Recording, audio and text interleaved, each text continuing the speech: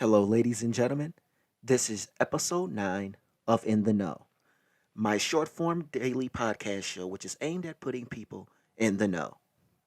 A show where I cover a variety of topics using my experiences and viewpoints in life to put people in that know. What is the know?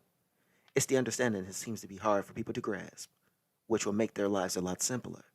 The following is today's intro speech, and that speech is regarding creating groups in school for learning purposes. See, as a child growing up, I never had study groups in school. As a matter of fact, I didn't even have a study group in graduate school. This can hurt you, especially if you're not a social person.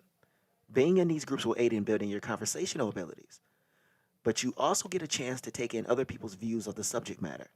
And that is what we're aiming at trying to cover today. Should I form groups for learning? You could do this during school. When? You could do it early in the morning, usually before classes, or as the teacher is setting up to get ready to teach their lesson plan. You can also do this during your lunch breaks, in the cafeteria of the campus, or on campus, but outside because there's always wide open spacing for you to use and you won't be interrupted while you're trying to get your studies in. Or an off campus site, which is usually an apartment that somebody lives in away from the campus, but still close enough to the university to go to classes.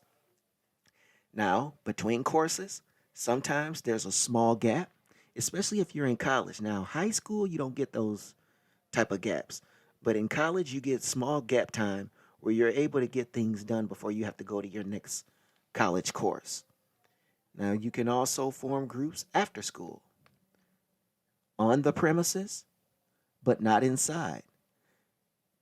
Now, a lot of students like to still stick around inside, but there's always benches and tables set up throughout the campus that you can use. You could do this at a friend's house too after school.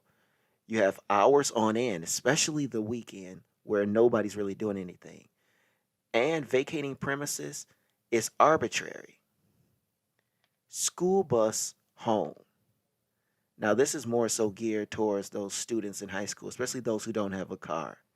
There's always a small window of time, sitting in small proximity so you learn a lot more.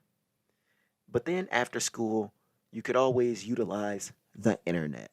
And that's the great thing about today's society with social media. You could use Zoom, there's Google Hangout, there's Instagram Live, and then you could also use Facebook to meet with different people on subject matter and study that way as well in groups. This is one of our shorter shows, so we're going to go straight to the end statement where we all need to form groups for learning. Remember earlier I said to form these groups because we want to bounce ideas off each other? But the other thing I said is that we need to be able to work well together and hold conversations. See, studying in groups is more than just learning coursework. You're trying to figure out people's strengths and weaknesses among your peers.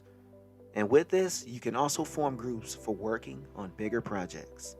So, thanks for listening to In the Know, and can't wait to bring the next episode where we talk about picking a good group of people for projects in school.